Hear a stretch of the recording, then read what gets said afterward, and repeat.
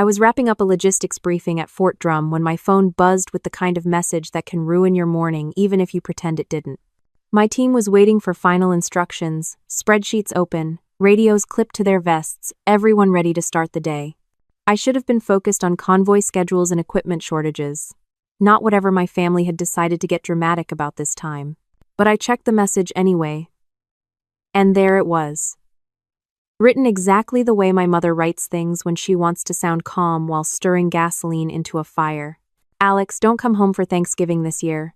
Your sister's husband says you make him nervous, and I want the day to stay peaceful. I stared at the words for a second, not blinking, not reacting, not doing anything that would make my team think something personal just punched me in the throat. I locked the screen, put the phone face down, and asked Sergeant Lopez to continue his updates on fuel distribution. He didn't notice anything off. Good. That was the goal. Meanwhile, inside my head, I was going through the mental checklist I always go through when my family decides to be themselves. 1. Did I do anything wrong? 2. No, not even close. 3. So why is this happening? 4. Because my family has a long history of avoiding conflict by sacrificing the wrong person. That wrong person has always been me. Not because I'm chaotic or dramatic. The opposite. I'm a captain in the United States Army. I run operations that keep an entire brigade moving. I work with colonels, warrant officers, senior NCOs. Nobody here is nervous around me. They just listen and get things done. But put me in a room with my family, and suddenly, I bring tension. Amazing how that works. My sister, Melissa, is the golden child. That's not me being bitter. That's a fact that even the neighbors growing up could have confirmed. She was the pretty one. The social one. The one who cried easily, so she always got rescued from anything remotely uncomfortable. Meanwhile, I was the one who chose the army right after high school, which my mother once described as Alex disappearing into the wilderness. That wilderness being federal service and steady pay, but who am I to ruin her storytelling? And now Melissa's new husband, Evan, had apparently decided I was some sort of emotional hazard. He'd known me for, 3 family dinners? Maybe? And somehow, he felt qualified to weigh in on whether I belonged at Thanksgiving. The confidence of mediocre men is truly something they should bottle and sell. But I didn't answer the message. No angry text, no long speech, no guilt trip, nothing. I just said, "All right, team, let's move on to personnel status," and kept the meeting going. After the briefing, I stepped outside for a moment, leaning against the railing overlooking the motor pool. Cold air, breath visible, soldiers jogging across the concrete. Normal, predictable. Grounded, everything my family isn't. I thought about Melissa's wedding last year, how I flew back from a field exercise on almost no sleep, only to be told to try not to look too serious in the photos. Apparently being the only sober person at a rehearsal dinner makes you intimidating. I thought about the Christmas when Evan lectured me about relaxing more, while I was literally home for 48 hours before flying out again for training, and I remembered the last time I tried explaining my job to him. He blinked twice, nodded, and said, "So basically you're like, office military?" That was when I realized he wasn't just clueless. He was aggressively clueless. I walked back inside and checked the rest of my emails. Training requests. Supply chain issues. A captain in another unit asking to borrow drivers for a movement scheduled next week. Real problems. Solvable problems. Problems that didn't involve mothers sending passive-aggressive holiday cancellations. "Captain Monroe?" A young specialist approached me carefully like I might explode. "Everything good?" You looked. Focused. "Focused is good," I said. "Means I'm not yelling. Now." He laughed nervously and walked away. I finished my paperwork, approved a few schedules, reorganized a broken inventory list someone had butchered the night before, and kept moving like nothing had happened. Because that's what I do. When something feels personal, I make it unpersonal. That's how you stay functional in a job where drama is a luxury nobody can afford. But the message kept replaying in my head, not because it hurt, but because it was familiar. Too familiar. Anytime there's tension in the family, they redirect it toward me like I'm some kind of emotional lightning rod. Evan has a bad day? Must be Alex's fault. Melissa cries about something unrelated. Must be Alex's presence. Mom feels anxious. Must be Alex being too intense. I've spent years learning not to respond. Not because I'm weak, but because arguing with people who don't actually want the truth is a waste of oxygen. Still, something about this one felt different. Not painful, not surprising. Just tedious. Like they weren't even creative with their excuses anymore. At lunch, I sat alone in the dining facility, eating quickly because I had another meeting soon. Across the room, a group of junior soldiers were laughing about something stupid one of them did over the weekend. The normalcy of it felt comforting in a way. Nobody here cared about Thanksgiving politics or who said what about who. They cared about schedules, deadlines, missions, and whether the coffee machine would survive another day. If my family could see me here, actually see me, maybe they'd rethink the nervous comment. Or maybe they wouldn't. Maybe they'd think running military operations makes me too structured for a holiday centered around pretending your relatives aren't driving you insane. The rest of the afternoon moved fast. Meetings came and went, radios buzzed. Weather forecasts shifted and ruined one of our transport plans. I fixed it. Soldiers kept working. I kept leading. Business as usual. By the time the sun started setting, I had almost forgotten about the message. Almost. It was still there, sitting in my phone, quiet but irritating, like a mosquito you can't see but definitely feel. I didn't answer it. Not out of spite, out of strategy. When someone thinks they're punishing you, silence is the quickest way to show them they miscalculated. And I had no idea just how badly Evan had miscalculated.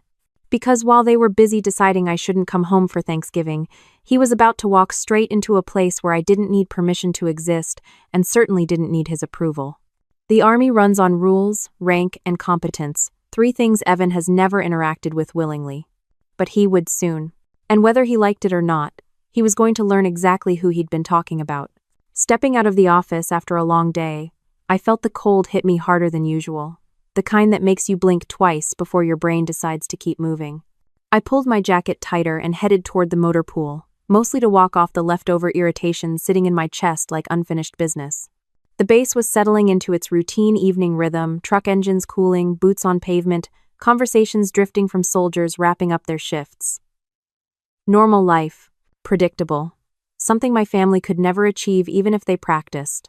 Inside the maintenance bay, I spotted Sergeant Daniels elbow deep in the engine of a Humvee that had been complaining all week. He gave me a quick nod without stopping his work. That was one thing I appreciated in the Army. Nobody wasted time pretending to feel things they didn't. "Ma'am," he said, "if this thing breaks again, I'm pretending I didn't see it." "Good plan," I said. "It's worked for everyone else." Now. He laughed, the kind of laugh that meant he had no idea what I was referencing, but it still landed. I stayed there for a moment, watching him work, letting the weight of the day settle. Not the work was easy. The family part, the texting part, the being excluded because I exist part, that required a different kind of effort. On my way back toward the admin building, a young private nearly ran into me. He was carrying a stack of forms, all slightly crooked, which told me everything I needed to know about how his day was going. "Private, breathe," I said. He did, like I had just reminded him lungs were required for survival. "Sorry, ma'am, I'm trying to get these signed before S4 closes." "You'll make it," I told him, stepping aside. "Don't fall apart on the finish line." He smiled, steadied the stack, and moved on. I kept walking, noticing how much calmer the base felt compared to the noise inside my head. This place ran on structure. My family ran on emotional improvisation. They should never be allowed in the same sentence. Back in my office, a captain from a neighboring unit dropped by to go over a transportation request. Captain Reeves was one of those officers who somehow looked older and younger at the same time. Good guy, competent, occasionally dramatic in a way that made paperwork feel theatrical. "You look like you want to punch a wall," he said while setting a folder on my desk. I sat down, rolling my chair closer. "I'd need a reason first." "That bad?" "Family," I said. He made a face like he suddenly understood everything. "Ah. The undefeated heavyweight champion of ruining days. I'd argue they've gone pro." He laughed and opened the folder, going over the convoy plan. I listened, gave my input, approved what needed approving, and kept everything tightly in the lane of work. Family Matters stayed behind a mental door marked, "Do not enter unless you want a migraine." When he left, I finally had a moment to check the time. If I went to the dining facility now, I could probably eat before the crowd arrived and filled every table with stories about weekend plans and breakups. I grabbed my coat and headed out. The wind was sharper now, biting at my neck, but it was oddly refreshing. The dining facility lights glowed across the parking lot, warm and steady. Inside, the noise was exactly what I expected. Clanking trays, bursts of laughter, the low hum of conversations blending into one long sound. I grabbed food without thinking about it and found an open table near the window. The glass was fogged from the heat inside meeting the cold outside, and for a moment it looked like a barrier between two entirely different worlds. Halfway through my meal, I saw Specialist Turner, the same one who asked if everything was okay earlier, slide onto the seat across from me with a cautious expression. "Permission to sit, ma'am?" he said, already sitting. "You took the seat before asking," I pointed out.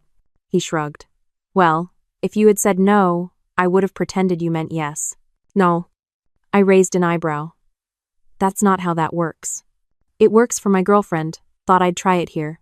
I didn't laugh, but something like amusement flickered for a second. Turner wasn't the brightest, but he was loyal, hardworking, and carried around the same kind of family mess most soldiers did. It came with the job. "You ever get the feeling," he said while poking at his mashed potatoes, "that no matter what you do, your family just doesn't get you?" I didn't look up right away. "Occasionally," he scoffed. "Occasionally? Lucky you. Mine treats me like I joined a cult." "Did you?" "Ma'am, if this is a cult, it's the worst funded one in America." I let out a short breath that was almost a laugh. Almost. Turner continued eating, oblivious to how much sense he accidentally made. Families always had opinions about the military. Some were supportive. Some pretended to be supportive. Some made everything about themselves. Mine had the rare talent of doing all three at once depending on the day and the humidity. After dinner, I headed back to the office to finish a few reports, mostly because going back to my room meant thinking, and thinking meant remembering the message from my mother. I would deal with it eventually, but not tonight. Tonight, I wanted predictable paperwork, predictable processes, predictable outcomes. I typed steadily, the faint hum of the overhead lights filling the silence. The base was quiet at this hour, the kind of quiet that felt earned. Outside, a few late-shift soldiers walked past my window. Jackets zipped, hands in pockets. Normal, simple, manageable. My family didn't do manageable. They did chaotic decisions followed by dramatic explanations and then long periods of silence where everyone pretended nothing happened. The Thanksgiving message fit right into that pattern, like a puzzle piece they had been saving for a special occasion. When the last report was signed, I leaned back in my chair and stretched. The day had been long enough, and tomorrow wasn't going to slow down just because my family had decided I was a holiday threat. I shut down my computer, locked up the office, and stepped outside. The cold air hit me again, but this time it didn't sting. It felt grounding in a way I needed.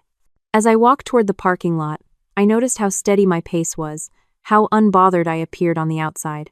That was the funny thing about military life, your exterior could be calm while your mind was still sorting through a mess. But it wasn't a heavy mess. Just the usual family brand of unreasonable. I got into my truck, started the engine, and let the heater warm up. The windshield slowly cleared, revealing the row of streetlights stretching back toward the main gate. Everything quiet, everything routine, everything functioning exactly the way it was supposed to. If only the same could be said about the people who shared my last name. Walking into the admin building the next morning, I felt the familiar mix of coffee, printer toner, and mild frustration that every Army office seems to run on. Nothing unusual. I was going over a transport checklist in my head when Corporal Hayes jogged up to me like something urgent had just set itself on fire. "Ma'am, there's a civilian at the front desk asking for you," she said. I kept walking. "A contractor?" "No, ma'am, he didn't say who he was. He just said he needs to talk to you and it's personal." That stopped me for half a second. Personal? On base? At 0800? Either someone's car got towed, someone's marriage was collapsing, or this was about to become exactly the kind of inconvenience I didn't need. I headed toward the front office, and the moment I stepped inside, I knew exactly what kind of day it was going to be. There he was, Evan Grant, standing in the middle of the admin lobby like he'd been dropped there by a confused delivery drone.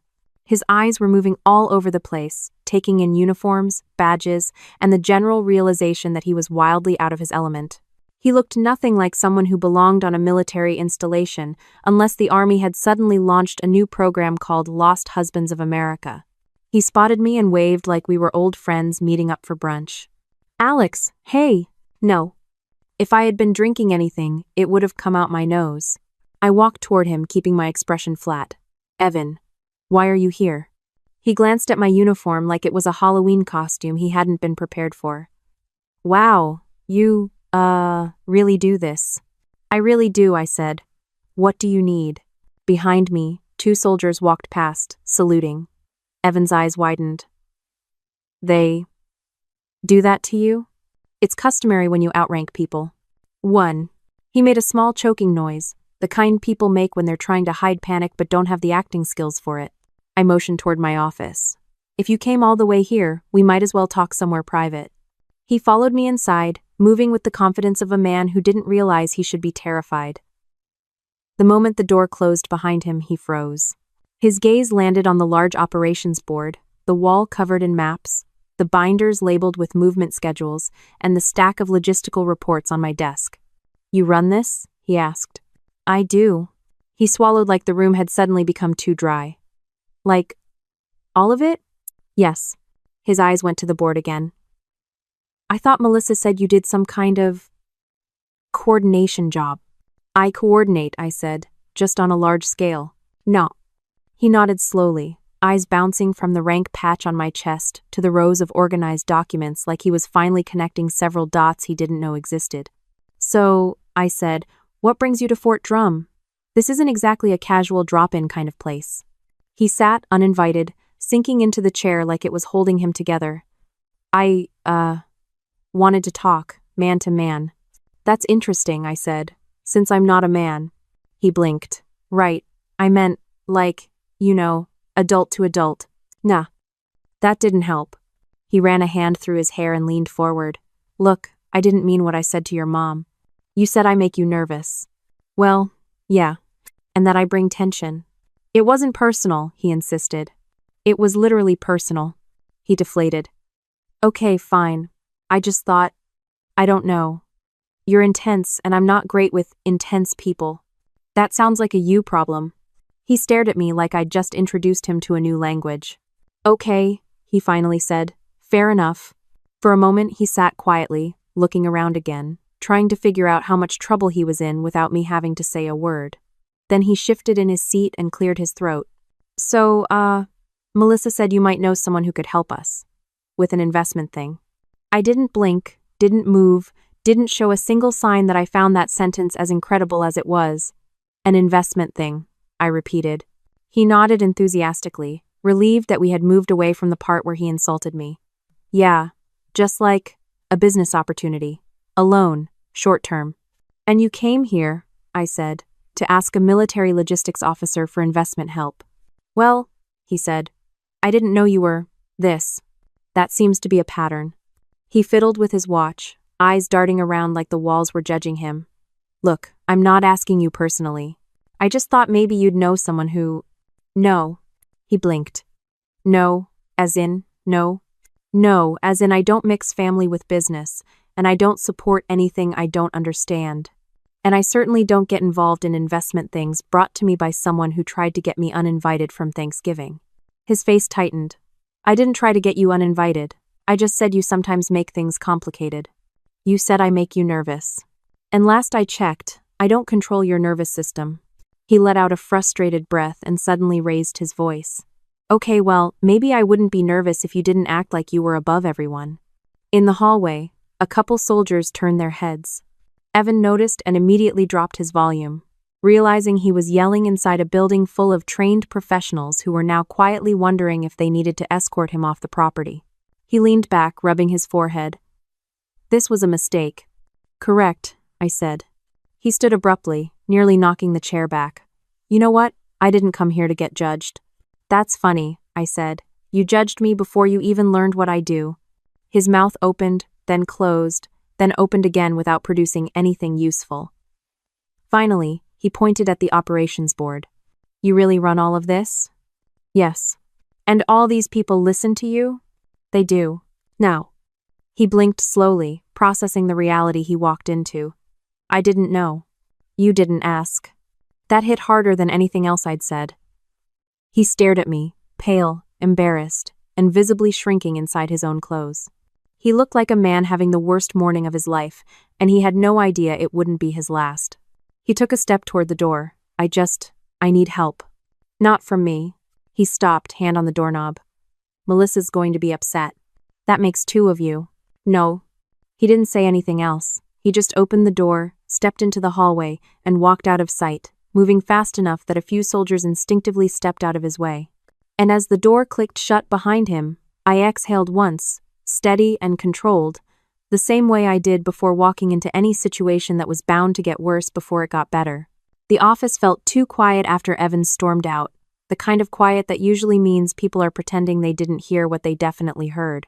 I adjusted a stack of paperwork on my desk, mostly to give my hands something to do. Outside the door, I caught a glimpse of Sergeant Lopez whispering something to Corporal Hayes with the expression people use when they witness drama they didn't ask for but secretly appreciated. I shut the blinds before they started inventing theories. I sat back down, opened my laptop, and tried to shift my mind back to convoy routes, fuel projections, and all the other logistical headaches waiting for me. But my brain wasn't cooperating. It was stuck replaying the way Evan's face twisted when he realized I actually had responsibilities and authority. Not the imaginary office military role he had convinced himself I did. The ridiculous part was that 5 minutes after leaving my office, he could have walked out the main gate and gone right back to his life.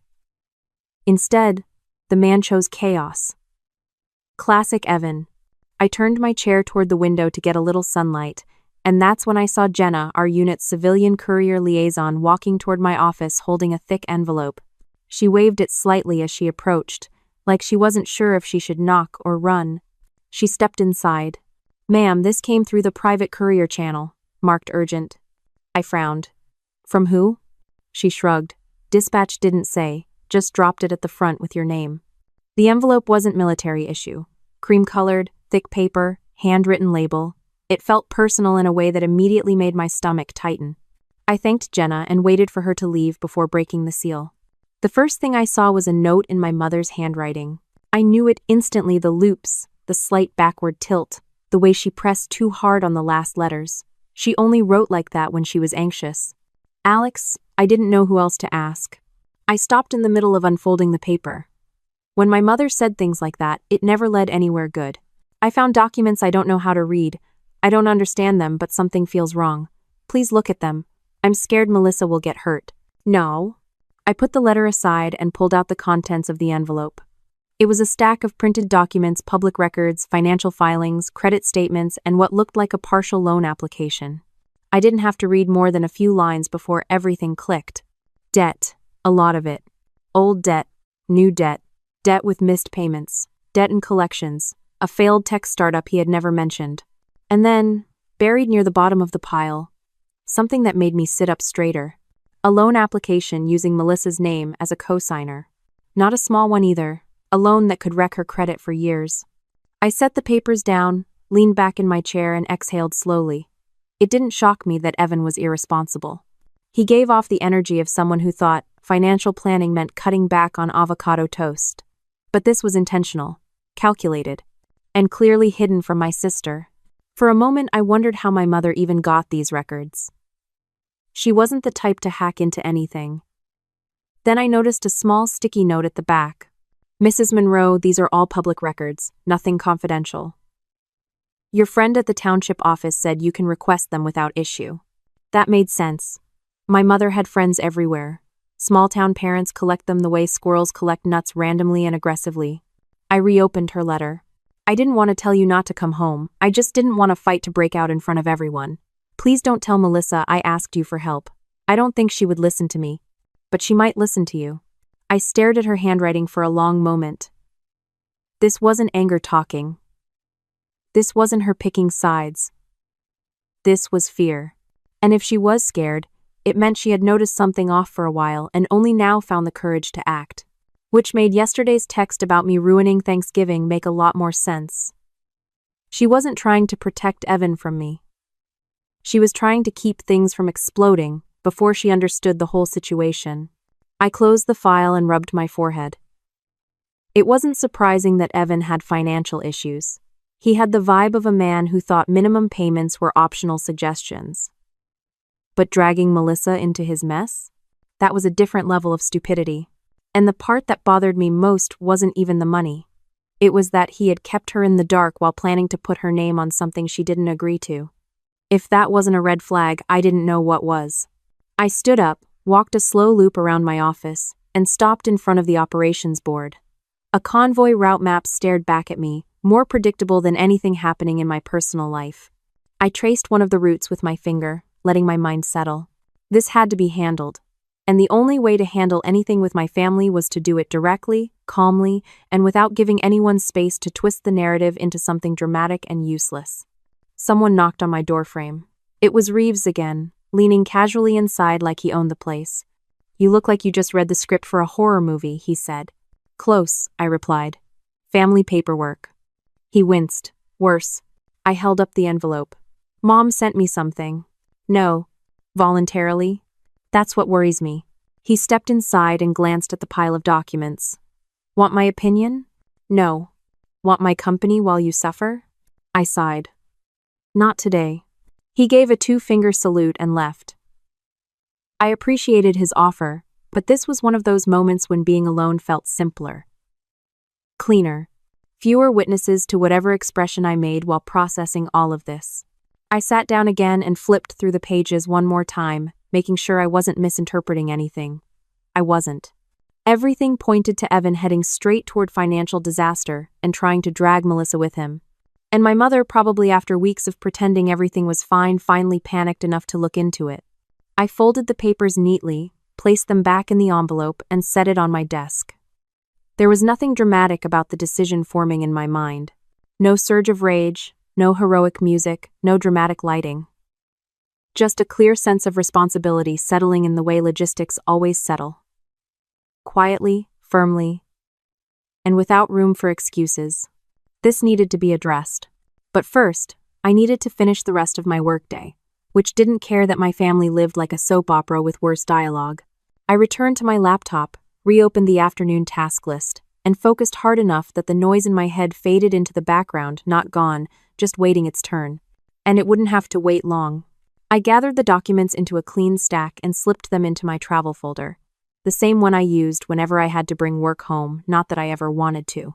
The weight of the paper felt heavier than it should, as if Evan's entire financial history decided to settle in my hands. I set the folder inside my bag, making sure it stayed flat so nothing bent. Paper cuts were the last thing I needed in this situation. I grabbed my coat and walked toward the parking lot, letting the cold air wake me up enough to think clearly.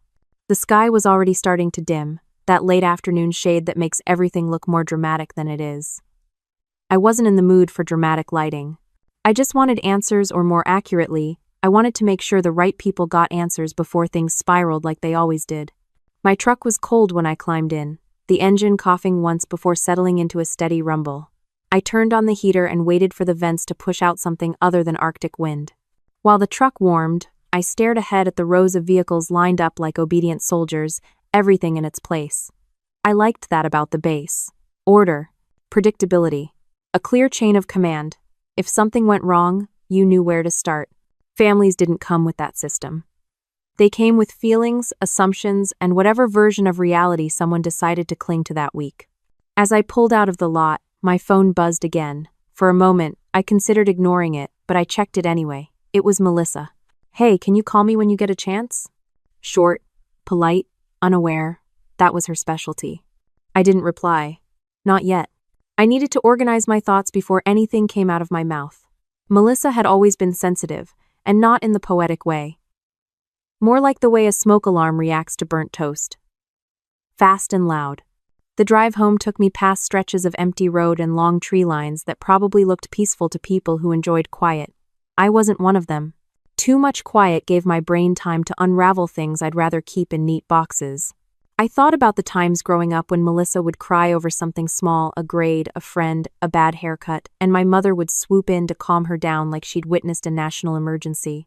If I ever got upset, the reaction was more along the lines of, "Alex, be reasonable." I learned early that being the calm one earned fewer rewards but a lot more expectations. It wasn't jealousy. It was the recognition that families love convenience as much as they love each other. I stopped at a gas station outside town, mostly for coffee, but also because sitting in the truck alone was starting to feel like a meeting with myself I wasn't ready for. Inside, the cashier gave me a nod, the friendly but distant kind you give someone in uniform. I filled a paper cup with burnt gas station coffee and took a sip. It tasted like someone filtered it through disappointment, but it did the job. Back in the truck, I took another long breath and started driving again. The sun dipped lower, throwing long shadows across the road. My mother's letter played on a loop in my mind. I didn't know who else to ask. I'm scared Melissa will get hurt. It wasn't a request. It wasn't even a warning. It was an admission. My mother was finally seeing something clearly, maybe for the first time. And the fact that she came to me quietly secretly meant things had been off for a while. I thought about the two versions of my mother, the one who wanted Thanksgiving to be a peaceful Pinterest board, and the one who would go full detective if she sensed something threatening her children. She never handled things directly. She adjusted, avoided, redirected. She hated confrontation like it was a contagious disease, and she'd raised Melissa to be the same way. Which meant if I wanted the truth to land where it needed to, I'd have to deliver it myself. Directly. No cushioning. No sugarcoating. No three-way phone calls where everyone cried for different reasons. By the time I reached the edge of town, streetlights were blinking awake one by one. I drove past the diner where our family used to have breakfast after church, past the hardware store where my dad once bought Melissa a bike, but insisted I didn't need one because I liked staying busy. Little reminders of a place that felt familiar but not quite like home. I slowed as I approached the street where Melissa lived. I wasn't heading there yet, but driving past helped me picture the conversation waiting for me. Her house sat on a quiet corner lot with a white porch she loved decorating for every holiday. She'd probably already put up pumpkins and a fake cinnamon wreath. She liked creating a picture-perfect life even when the pieces didn't fit. The porch light was on, glowing warm against the early dark. I didn't stop. Not yet. Instead, I drove past and headed toward the small park at the end of the neighborhood. I parked near the empty basketball court and turned off the engine. The heater clicked as it cooled, the only sound breaking the quiet. I rested my forearms on the steering wheel. Confrontations weren't hard for me. They were straightforward. Identify the problem, address it, move on. But this wasn't a workplace issue. It was family, which meant the rules were slippery and the scoreboard didn't matter. I opened the envelope again and scanned the documents, making sure I wasn't overreacting or reading too much into the numbers. I wasn't. This was bad enough on paper, and I didn't even know what hadn't been printed. Debt like this didn't appear overnight. It grew, layer by layer, while someone pretended everything was fine. And Evan was exactly the kind of person who pretended everything was fine until everyone else paid for it. I put the papers away and watched a car drive by in the distance, tires humming against the pavement. The town was small enough that I probably knew whoever was driving, but I didn't care enough to guess. Eventually, I straightened up, took another breath, and started the engine again. If there was one thing the Army taught me, it was how to face problems head-on, no detours. No waiting for someone else to step up. Sometimes you're the one who has to pull the pin on the grenade before it explodes on its own timeline. The drive back toward the main road was quiet, but in a steady way, the kind that helped my thoughts fall into place instead of scatter. Whatever came next, I'd already made up my mind. Some things needed to be handled before they grew teeth. And this was one of them. Pulling up in front of Melissa's house felt like stepping into a place I'd visited 1,000 times but never quite belonged to. The porch lights were on, warm and inviting, like the house wanted to pretend everything inside it was calm and functional. I knew better. I cut the engine, grabbed the folder from the passenger seat, and stepped out into the cold evening air. The porch still had the pumpkin decorations Melissa insisted were festive, even though they looked more like rejected props from a grocery store commercial. I walked up the steps, and before I could knock, the door swung open. Evan stood there, breathing hard like he'd sprinted from somewhere inside. He looked shocked, panicked, and annoyed all at once. Honestly, it was impressive he could manage all three. You can't be here, he blurted. That's not how houses work, I said. Move. No. He didn't. He planted himself in the doorway like a flimsy human barricade. His eyes darted to the folder in my hand. What's that? Your past, I said. Or your present. Hard to tell with you. His face drained so fast it was almost fascinating. For a man who liked pretending he was in control, he reacted like someone who had just heard the word audit. He stepped back on instinct, and I walked inside without waiting for permission. Melissa was in the kitchen, stirring something on the stove. She turned when she heard footsteps and froze when she saw me. Her expression flickered from surprise to confusion to concern. Alex, what are you doing here? Before I could answer, Evan rushed ahead of me. Don't listen to her, she's trying to… I held up the folder. Mom sent this. That shut him up faster than anything else could have. Melissa's eyebrows lifted, her face tightening as she focused on the envelope like it was something that might bite. Mom? She repeated. Yes, I said. She asked me to look at it. Melissa walked toward the dining table slowly, wiping her hands on a kitchen towel. She sat down, and I placed the folder in front of her. Evan hovered behind me, pacing like a raccoon trapped inside a convenience store. What is this about? Melissa asked, her voice shaky in a way that made my stomach tighten. She wasn't fragile, not really, but she had learned how to pretend she was when it made life easier. This didn't look like pretending. Open it, I said. Evan lunged forward. Don't. I stepped between them, my voice level. If you touch her, I will walk this straight to your creditors and her bank. Sit down. He didn't sit, but he stopped moving. That was enough. Melissa opened the folder. Her fingers hesitated on the first page. She skimmed the document, blinked once, then twice. Her jaw clenched. She flipped to the next page. Then another, and another. The silence was sharp enough to cut through the entire house. What is this? She whispered. Evan started talking immediately, words spilling out of him like loose screws. Babe, listen, it's not what it looks like. It looks like debt, she said, still staring at the page. A lot of it. I was going to fix it. With what? She shot back. A magic wand. He opened his mouth, but she kept reading, flipping pages faster now. Then she reached the loan application, the one with her name on it. She froze. Her voice came out tight. You tried to use me, my name, for this? It's not like that, he said, stepping closer. I was doing it for us. For our future. No, she said, finally looking at him. These are your mistakes. This is your future. He tried again. Melissa. She lifted the page like a shield. When were you going to tell me? After you signed it? After I got the bill? After my credit tanked? He rubbed both hands over his face. You don't understand how stressful things have been. I needed help. You had help, she snapped. Me. You had me. And you lied to my face. He pointed at me like I'd personally ruined his life in the last 10 minutes. This is her fault. She planned this. She wants you to hate me. I don't have to plan anything, I said. You did this to yourself. What? He rounded on me.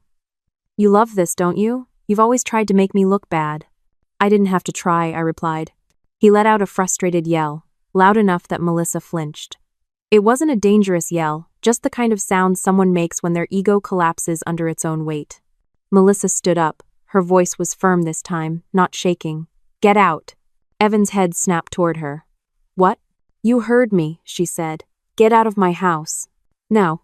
This is our house, he protested. This is my name on the mortgage, she said. Get out. He stared at her, stunned into silence.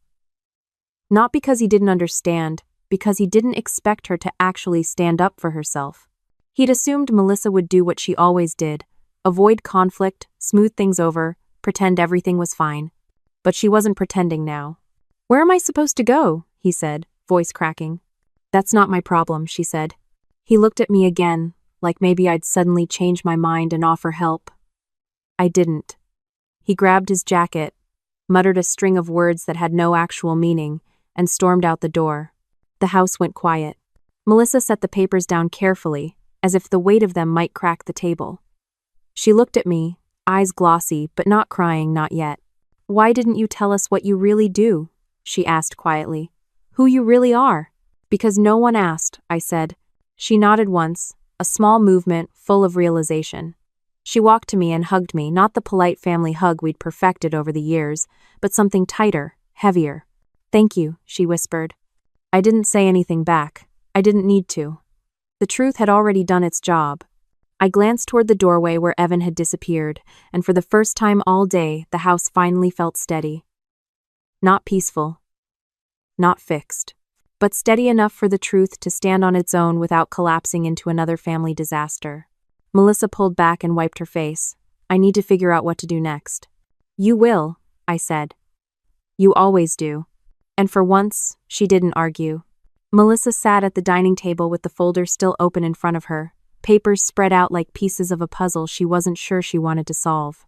She kept smoothing the edges of the documents as if neatening them might make the contents less real. I stayed standing for a moment, letting the air settle after Evan's dramatic exit. The house felt different now, still tense, but quieter, like the energy had shifted in a way Melissa wasn't used to. She took a slow breath. "I can't believe he did this," she said, her voice soft but steady.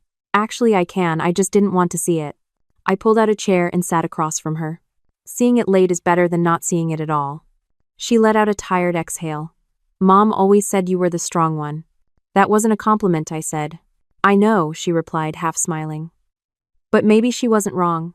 She closed the folder and pushed it slightly toward me, as if she wanted to hand the whole situation back and pretend it was a task on my to-do list. I didn't take it. It wasn't mine to hold anymore. The clock on the wall ticked loudly in the quiet room.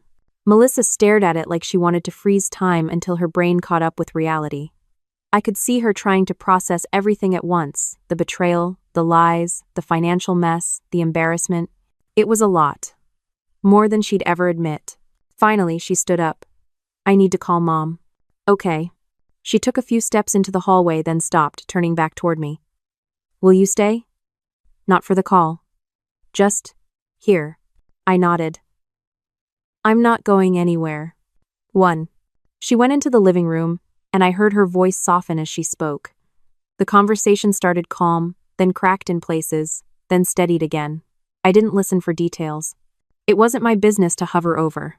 The important part was that she was talking, and that Mom was finally hearing something straight from one of us instead of guessing between the lines. I picked up the folder and organized the papers neatly, putting them back in order. When Melissa returned, she looked exhausted, the kind of tired that hits after you've finally stopped pretending everything is fine. "Mom's coming over," she said. She said she already had a feeling something was wrong. "Yeah," I said. "I figured." She said she tried talking to him once about how he treated me, but he acted like she was overreacting. I raised an eyebrow, and she believed him? "Mom believes whoever speaks last," Melissa said, shrugging. "It's her system." No, it wasn't a great system, but she wasn't wrong. The sound of a car pulling up outside cut through the room. Melissa went to the door just as Mom stepped onto the porch. She didn't wait to be invited inside. She walked in like someone who'd been practicing her apology in the car. Her eyes went straight to me. "Alex," she said, her voice cracking slightly. "I should have called you earlier." "You sent the file," I said. "That counts." She shook her head. "I told you not to come home for Thanksgiving. I listened to him. I thought I was keeping the peace." "Peace is overrated," I said. It earned a small, weak smile from her. Mom turned to Melissa, her face softening. "Honey, I'm so sorry. I didn't know the details, but I could feel something was wrong. I didn't want to make things worse." "You didn't make it worse," Melissa said. "He did." That seemed to hit Mom hard. She sat down at the table, hands folded like she was bracing for impact. "I should have trusted you more," she said to me. "Both of you. You're my daughters. I should have checked in, paid attention." "You checked in," I replied. "Just not directly with me." Mom let out a breath she'd been holding. "I thought if I asked you, you'd try to fix everything yourself and end up in the middle of a fight." "That's a fair guess," I admitted. Melissa sat next to her. "You didn't want Thanksgiving to turn into a disaster." Mom sighed. "I know it sounds silly, but I thought if we all sat at the table and pretended things were fine, it would buy us time to figure things out later." I shrugged. Well, pretending worked for a while. Her eyes reddened. "I'm sorry for pushing you out. It wasn't about you. It was about me being scared." "I know." She reached across the table and put her hand on mine, something she didn't do often unless she was trying to say something she couldn't articulate well. "Thank you for handling this. For stepping in, for not yelling at me the way I deserve." "I didn't yell," I said. "Not today." Mom let out a short laugh that sounded like a mix of relief and embarrassment. Melissa leaned back in her chair, rubbing her temples. "I don't even know what to do next. I'm not thinking clearly." "That's normal," I said. "You're not supposed to think clearly right now." Mom nodded. "You don't have to decide anything tonight. Just breathe." "Breathing's a start," Melissa said. The three of us sat there for a moment, not talking, not crying, just existing in the heavy, shared silence of a family finally admitting something went wrong and no longer pretending it didn't. Mom wiped her eyes. "I should have asked you what was happening. I should have trusted my instincts." "You did," I said. "That's why you sent me the file." She didn't argue. She didn't defend herself. She just nodded and took another breath. Melissa picked at a loose thread on the tablecloth. "I can't believe I didn't see it." "You saw it," I told her. "You just didn't name it." She considered that, eyes lowering, and then gave a small nod. Mom stood up. "I'll make some tea." "Tea won't fix this," Melissa murmured. "No," Mom agreed. "But I need something to do with my hands." I couldn't argue with that logic. Mom moved into the kitchen, opening cabinets louder than necessary. The way people do when they've decided noise is more comforting than stillness. Melissa walked to the living room and sat on the couch, curling up like she used to when we were younger. I joined her, dropping into the chair across from her. She looked at me, her face softer than it had been in years. "You always know what to do," she said. "No," I replied. "I just do something before it gets worse." She let out a breath that almost sounded like a laugh. "That's basically knowing what to do."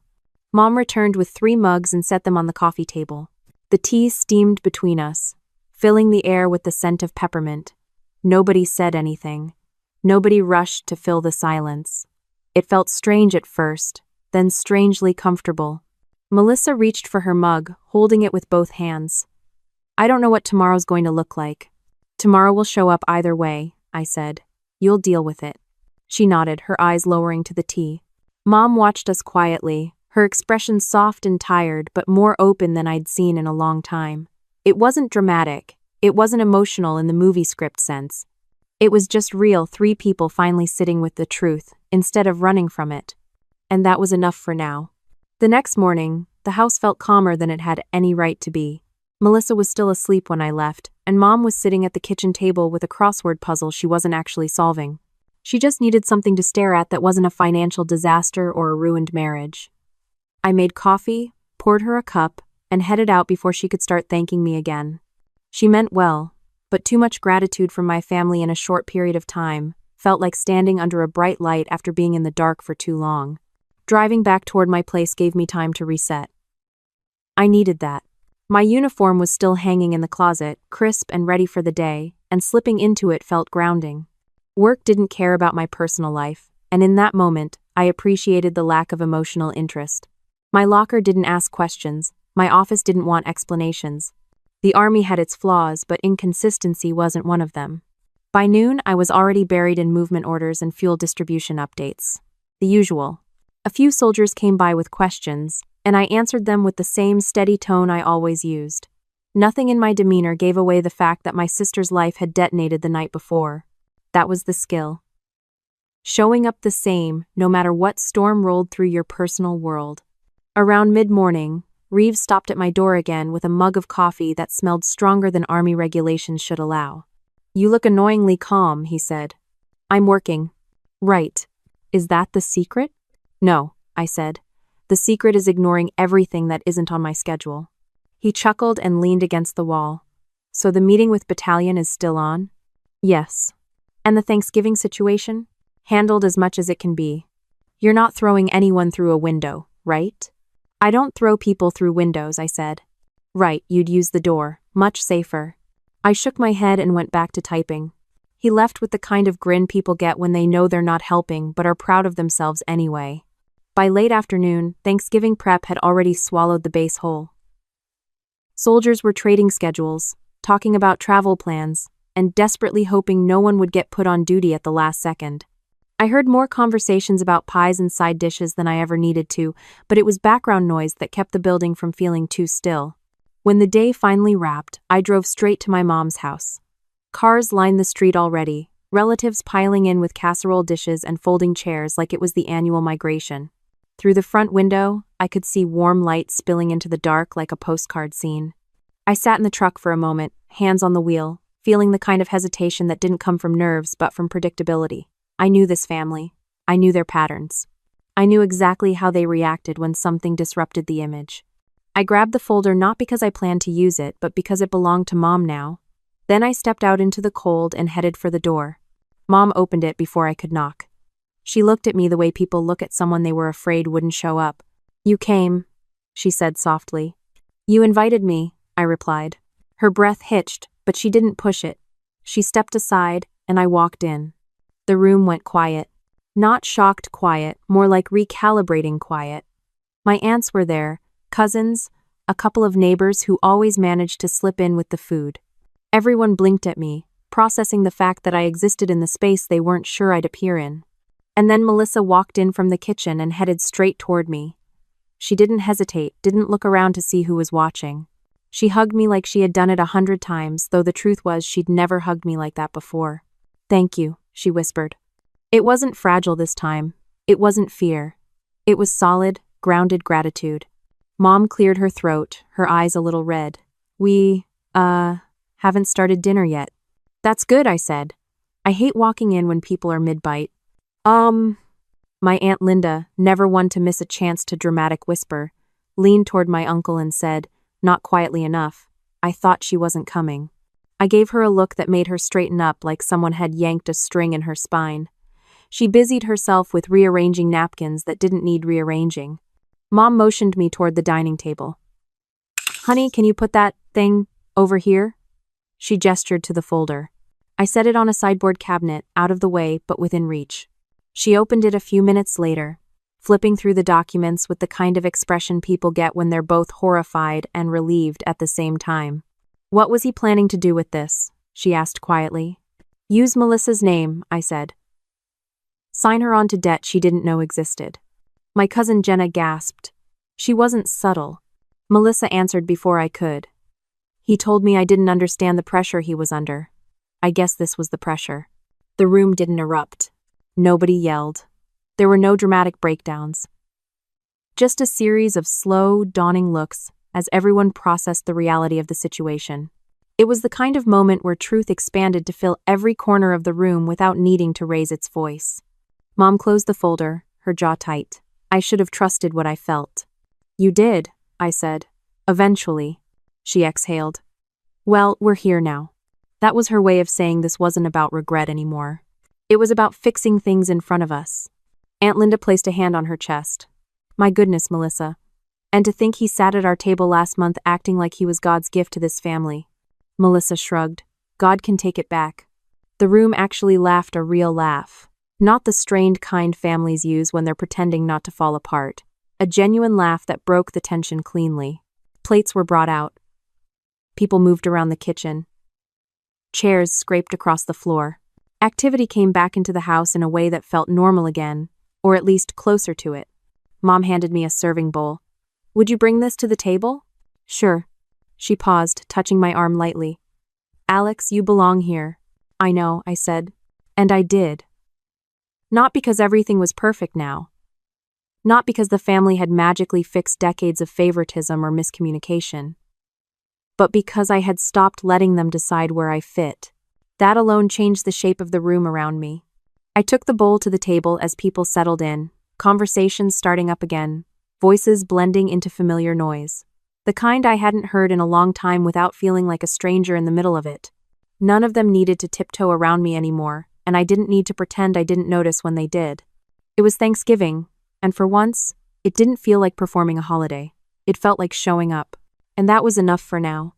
The dining room filled with the familiar clatter of dishes, chairs scraping, and relatives trying to look casual while absolutely eavesdropping. Thanksgiving had always been noisy, but today the noise felt different. Not chaotic, not brittle, just real. People moved around each other instead of tiptoeing, which was a nice change from the usual Monroe family tradition of pretending nothing was wrong while everything was on fire.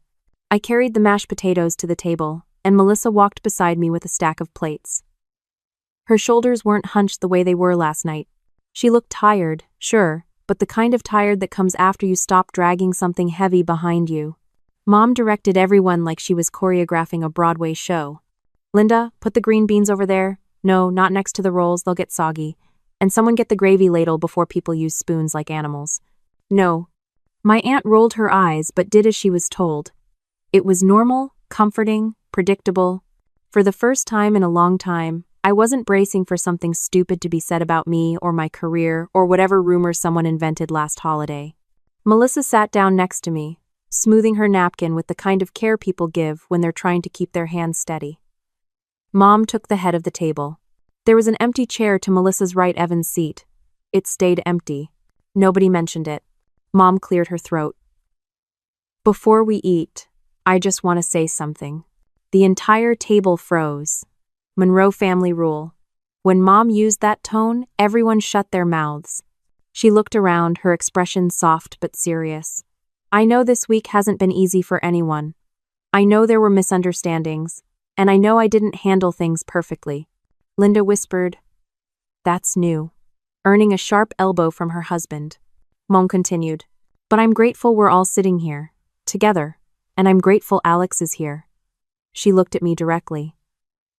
I should have trusted you. I should have asked questions instead of assuming the worst. I didn't smile. Not because I wasn't touched, but because smiling into family vulnerability felt weirdly aggressive. Mom exhaled. I can't go back, but I can do better. The room stayed quiet for a beat, then Melissa reached over and put her hand on Mom's arm. Nobody cried. Nobody gave a dramatic speech. Just a moment that landed the way truth is supposed to, straightforward and steady. Mom nodded once. All right, let's eat. Forks clicked onto plates immediately, proving that emotional growth was important, but not nearly as important as hot food. Conversation picked up quickly. My cousins argued about football. My Aunt Linda lectured someone about using too much salt. Someone complimented the turkey like it had personally overcome adversity. Thanksgiving as usual. I filled my plate and listened, not because I was avoiding conversation, but because everyone else seemed eager to fill the silence without needing me to carry anything. Halfway through the meal, Melissa leaned closer. You know, last night I thought I'd fall apart today, but I don't feel like that now. That's good, I said. It's weird, she added. It feels like the house can breathe again. I nodded. That's because you're not trying to hold something broken together anymore. She stared at her fork for a moment. Do you think I missed warning signs? Sure, I said, but everyone misses warning signs when they want something to work. She let out a quiet breath. I guess. You caught it before he hurt you worse, I added. That counts for a lot. That earned a real smile, the tired but proud kind. Across the table, Mom kept glancing at us like she was trying to take mental photos of her daughters not fighting. Every time she looked away, she dabbed at her eye like she wasn't doing it. After dinner, everyone shifted into their usual cleanup routine. Mom washed dishes with military efficiency. Linda dried them while complaining about her wrists. A couple cousins took leftovers outside to cool in the garage fridge that existed solely for holiday food overflow. I stepped into the living room for a second to get some air. The house was warm, filled with familiar laughter and noises, but being the center of attention even in small ways could feel suffocating. I was fine. Just needed a moment. The hallway light flicked on behind me. Mom walked in, drying her hands on a towel. You okay? She asked. Fine, I said. Just taking a break. She nodded, then hesitated. I want to say something before I forget, and before the house gets loud again. Now. I raised an eyebrow. It's already loud. That's nothing, she said. Wait until Linda starts insisting everyone take home leftovers. She stepped closer, lowering her voice like she was about to reveal a classified document. I should have told you sooner about the file, she said. I didn't want to put that on you. I didn't want you handling a mess that wasn't yours. I didn't interrupt. But when I realized Melissa might be in trouble, you were the only person I knew would actually face it. She swallowed. You've always been the strong one. And sometimes I take that for granted. I crossed my arms. Mom? She shook her head. Let me finish. I know you're capable. I know what you've accomplished, even if I don't always understand it. But being strong doesn't mean you should be left alone with hard things. I forget that. I leaned a shoulder against the doorway. I'm fine. Really? I know, she said with a sad smile. You always are, but I don't want you to feel like you have to be. For a moment, neither of us moved. The house hummed behind us with post-dinner chatter. It was the first time in years Mom had spoken to me without trying to smooth something over or reroute tension. No deflection, no excuses, just honesty. I nodded, okay. She squeezed my arm once before heading back toward the kitchen. When I followed her in, Melissa was packing leftovers, giving instructions like she was issuing orders. She didn't look broken, she didn't look fragile. She just looked like someone rebuilding something new out of something shattered. The evening kept rolling desserts, coffee, more noise, the usual controlled chaos. I didn't have to hover over Melissa. I didn't have to guide the room. I didn't have to clean up a single emotional mess. For once, everything moved around me without needing me to anchor it. I took my seat again at the table, surrounded by chatter and warmth and the kind of comfort that comes not from perfection, but from honesty finally settling into the corners of a house that had needed it for years. No one looked at the empty chair anymore, and no one needed to. The dining room slowly shifted from dinner chaos to the softer pace that always followed people leaning back in their chairs, second cups of coffee appearing, someone inevitably passing around pie, whether anyone asked for it or not. I stayed seated, listening to the familiar buzz of conversation humming around me. For the first time in years, the noise didn't feel like something I had to brace against. It felt like a room I could actually sit inside without waiting for someone to aim a comment at me like a dart. Melissa was helping Mom clear the dessert plates, talking quietly with her, nodding at something Mom said. Whatever was happening between them wasn't performative. It wasn't the typical, let's all pretend we're fine because the holiday demands it routine. It was real. The kind of real that settles into a house like a heavy blanket and forces everyone to stop lying to themselves. When I stood to stretch my legs, Mom waved a finger at me. Sit, you've done enough. I carried one bowl, I said. You carried emotional weight, she countered. That's heavier. I wasn't going to argue with her logic. Emotional weight was heavier, especially when your family treated you like the designated crisis handler for years without admitting it. I sat back down. My uncle passed by with a tray of desserts. Alex, you want pie? Not right now. Now. He shrugged and went off to recruit other victims. Melissa walked into the living room with 2 mugs of tea, one for her, one for me, and handed me mine before sitting beside me on the couch. Her shoulders finally looked looser, like she'd taken off a backpack she'd forgotten was strapped to her all year. She sipped her tea and stared straight ahead. You know, last night, I couldn't sleep. I kept expecting him to come back. Or call. Or send some dramatic apology. He didn't? No. She let out a breath. And that tells me everything I needed to know. She wasn't hurt the way she had been before. The sting was there, but not the confusion. More like she'd finally seen the shape of something she'd been trying to draw from memory and realized it never looked the way she told herself it did. You're doing better than most people do in your situation, I said. She laughed into her mug. Maybe. Or maybe I'm just too tired to fall apart. That counts as doing better. Now, the house had transformed into the comfortable after-dinner lull that only families with long histories can manage. People were half watching a football game. Someone turned on the fireplace. Cousins drifted in and out of conversations about work drama and neighbor gossip. It all flowed like a background hum. Mom walked over and sat across from us. Girls, she started, clearly gearing up for another emotional admission. Melissa groaned. Oh no. Oh yes, Mom said. I have something to say. I leaned back. Here we go. Mom folded her hands, the universal Monroe family signal that a serious statement was loading. You two turned out stronger than I ever gave you credit for. I spent so much time trying to keep the peace that I forgot the truth matters more than a perfect holiday. That's new, Melissa said. Mom shot her a look. Don't interrupt, I'm trying to be profound.